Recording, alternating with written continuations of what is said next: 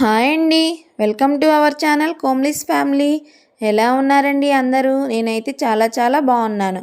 మీరు కూడా బాగుండాలని మనస్ఫూర్తిగా కోరుకుంటున్నాను. ఇక్కడ వచ్చేసి మా ఇంటి దేవత అయిన అమ్మవారికి అయితే సారి పెడుతున్నామని చెప్పా కదా, ఆ రోజైతే వ్లాగ్ అయితే షూట్ చేశాను. అది మీతో షేర్ చేసుకుంటున్నాను. మేమైతే ఎప్పుడో ఒకసారి విలేజ్కి వస్తాం కాబట్టి మా అత్తయ్య అయితే మా చేత పొంగల్ అయితే పెట్టించింది మా ఇంటి అమ్మవారికి. అలాగే మా గ్రామ దేవత అయిన పోలేరమ్మ తల్లికి కూడా పొంగల్ అయితే పెట్టించింది. మేమైతే ఇంటి దగ్గర పొంగలైతే పెట్టుకొని గుడి దగ్గరకు అయితే వచ్చాము.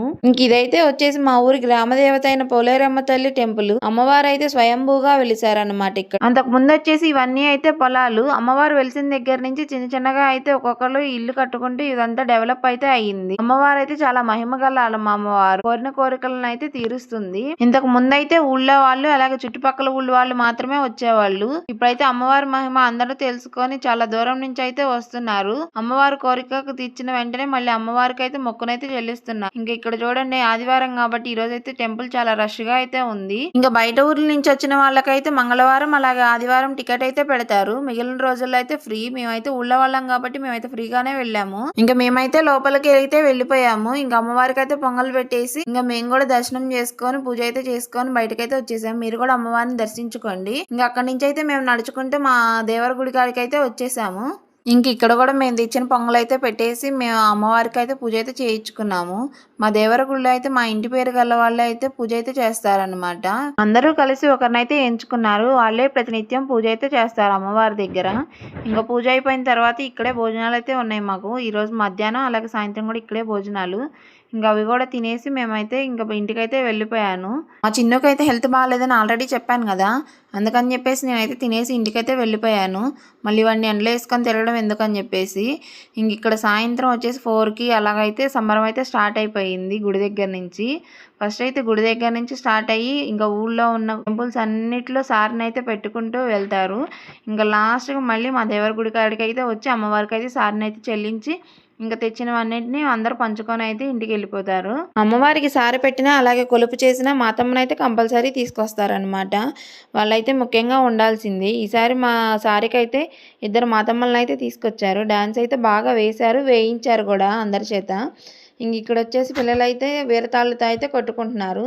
ఇలా ఎందుకు కొట్టుకుంటారో నాకు కూడా సరిగా తెలియదు మీకు చెప్పడానికి. చిన్నపిల్లల దగ్గర నుంచి పెద్దవాళ్ళ వరకు ఇంట్రెస్ట్ ఉన్న వాళ్ళైతే ఇలా చేస్తూ ఉంటారు. అది కూడా తెలిసి ఉండాలి, లేకుంటే గట్టిగా దెబ్బ అయితే తగులుతుంది. ఇక్కడ వచ్చేసి బొల్లావులతో అయితే డాన్స్ అయితే వేస్తున్నారు అనమాట డప్పులకి.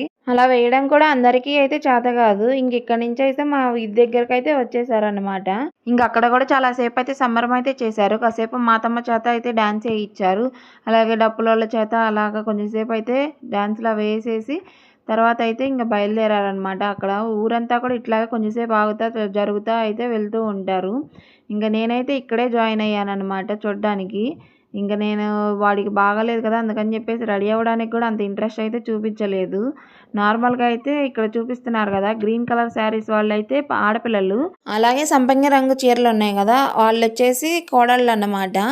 నేను కూడా కోడళ్ళే కదా, ఆ కలర్ శారీ అయితే కట్టుకోవాలి. కానీ నేనైతే ఇంట్రెస్ట్ లేదనమాట, వాడికి బాగోపోయేసరికి నేనైతే కట్టుకోలేదు.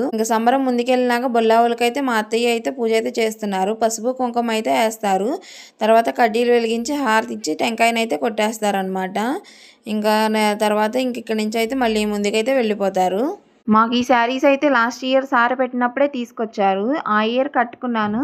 మళ్ళీ ఇయర్ కూడా కట్టుకోవడానికి తెచ్చుకున్నాను, కానీ నాకు అంత ఇంట్రెస్ట్ అనిపించలేదు. వాడికి బాగోపోయేసరికి వాడు ఏడుస్తూ ఉన్నాడు ఎక్కువగా. చూడడానికి కూడా అంత ఇంట్రెస్ట్ కూడా లేదు నాకు.